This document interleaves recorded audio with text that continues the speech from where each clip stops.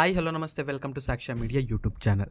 So Gruhalakshmi ಯೋಜನೆ ಫಲಾನುಭವಿಗಳಿಗೆ ಇದೀಗ ಒಂದು ಗುಡ್ ನ್ಯೂಸ್ ಅಂತಲೇ ಹೇಳ್ಬೋದು. ಹೌದು, 22ನೇ ಕಂತಿನ ಹಣ ಇದೀಗ ಜಮೆಯಾಗಿದೆ. ಸೊ ತುಂಬ ಜನರಿಗೆ ಈ ಒಂದು ಕಂತುಗಳು ಜಮೆಯಾಗ್ತಾ ಇದೆ. ಇನ್ನು ಕೆಲವೊಬ್ಬರಿಗೆ ಇನ್ನೂ ಕಂತುಗಳು ಈ ಒಂದು ಜಮೆ ಆಗಿಲ್ಲ. ಸೊ ಯಾಕೆ ಈ ಒಂದು ಕಂತುಗಳು ಇನ್ನೂ ಕೂಡ ಜಮೆಯಾಗಿಲ್ಲ, ಸೊ ಎಲ್ಲಾನು ಕೂಡ ಈ ಒಂದು ವಿಡಿಯೋದಲ್ಲಿ ಕಂಪ್ಲೀಟ್ ಆಗಿರುವಂಥ ಒಂದು ಮಾಹಿತಿ ತಿಳಿಸ್ಕೊಡ್ತೀನಿ.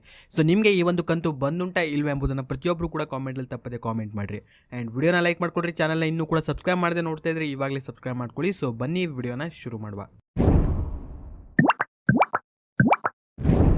ಹೌದು, ಕಾಂಗ್ರೆಸ್ನ 5 ಗ್ಯಾರಂಟಿ ಯೋಜನೆಗಳಲ್ಲಿ ಗೃಹಲಕ್ಷ್ಮಿ ಯೋಜನೆ ಕೂಡ ಒಂದು. ಈ ಒಂದು ಯೋಜನೆ ಮೂಲಕ ಮನೆ ಯಜಮಾನಿಯ ಖಾತೆಗೆ ಪ್ರತಿ ತಿಂಗಳು ಇಲ್ಲಿ 2,000 ರೂಪಾಯಿಗಳು ಸಿಗ್ತಾ ಹೋಗುತ್ತೆ.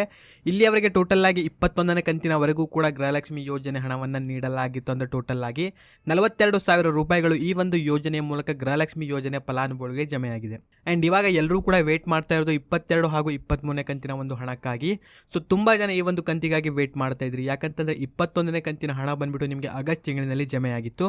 ಆ್ಯಂಡ್ ಅದಾಗಿದ್ದ ನಂತರ ಯಾರಿಗೂ ಕೂಡ ಈ ಒಂದು ಕಂತಿನ ಹಣ ಜಮೆಯಾಗಿರಲಿಲ್ಲ. ಆದರೆ ಇವಾಗ ಈ ಒಂದು ಕಂತಿನ ಹಣ ಇದೀಗ ಬಿಡುಗಡೆಯಾಗಿದೆ.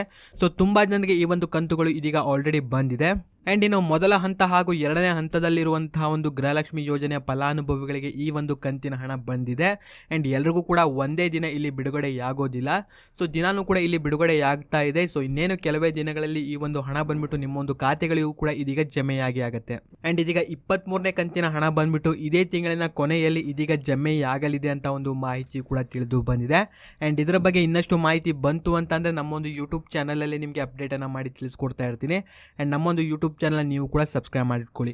ಸೊ ಇದಾಗಿತ್ತು ಈ ಒಂದು ವಿಡಿಯೋದಲ್ಲಿ ಇದ್ದಂಥ ಕೆಲವೊಂದು ಮಾಹಿತಿ. ಸೊ ವಿಡಿಯೋ ಇಷ್ಟ ಆಗಿದ್ರೆ ವಿಡಿಯೋನ ಲೈಕ್ ಮಾಡಿರಿ, ಹಾಗೂ ನಿಮ್ಮ ಒಂದು ಒಪಿನಿಯನ್ ಏನು ಎಂಬುದನ್ನು ಪ್ರತಿಯೊಬ್ಬರು ಕೂಡ ಕಾಮೆಂಟಲ್ಲಿ ತಪ್ಪದೇ ಕಾಮೆಂಟ್ ಮಾಡಿ ತಿಳಿಸಿ. ಆ್ಯಂಡ್ ಈ ಒಂದು ವಿಡಿಯೋವನ್ನು ನೀವು ನೋಡಿದ್ದಕ್ಕೆ ಧನ್ಯವಾದಗಳು.